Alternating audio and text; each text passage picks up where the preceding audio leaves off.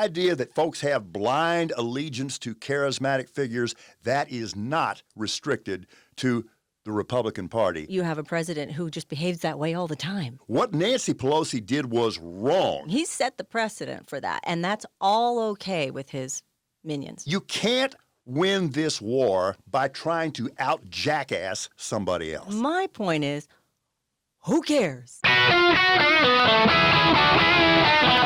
We're radical.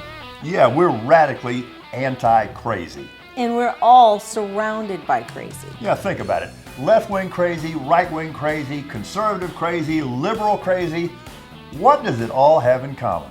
Right. We are done with crazy. And we know a lot of you are too. So here's the radical part. We're going to be radically rational. I'm Laurie, he's Paul, and we're here to clean up the media mess that the crazies have made. Some guy over here is screaming at you from the left, and you know exactly what he's going to say before he says it. Ditto with the right-wing fire breather. They've all got their talking points, and they've all got their marching orders. Because they're all in the tank for somebody. They're just preaching to their respective choirs. My side good, your side bad. Lots of heat, zero light, and I've never even had a choir. So we're turning on the lantern of truth, and that light has been known to make cockroaches scramble. And make phonies of all stripes very uncomfortable. So here are the rules for radically rational. First, there are no alternative facts. Facts are facts. We don't get to reject them, and neither do you. You don't get to define objective as any unproven assertion that doesn't appeal to you, and you don't get to reject any fact that you simply don't like. Truth is not measured by how fervently you wish your lie were truth. I'm sorry, folks.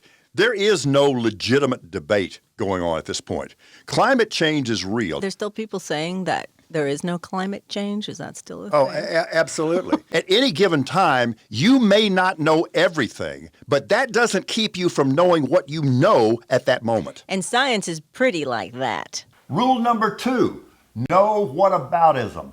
Just because you can identify a skunk on the other side doesn't mean that the skunk on your side is any less skunky. No labeling, no generalizations. If you think everything and everybody comes in one of two and only two boxes, neatly marked conservative and liberal, you may not be tall enough to ride the rides on Radically Rational.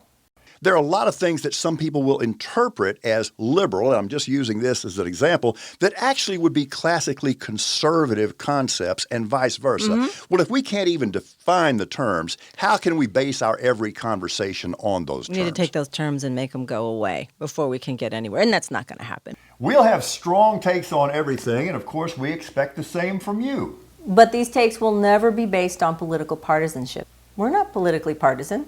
We think both major parties are jokes. But understand, we are not going to scold you. We'll leave that to a 9-year-old girl. When was it you decided to sell your soul? So we'll go where the facts lead us on any particular given issue, and we're beholden to no one.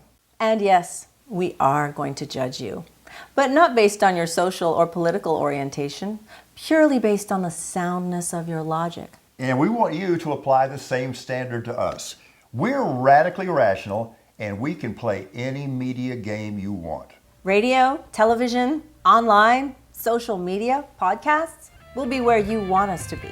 Because we've all had enough crazy coming at us from all directions.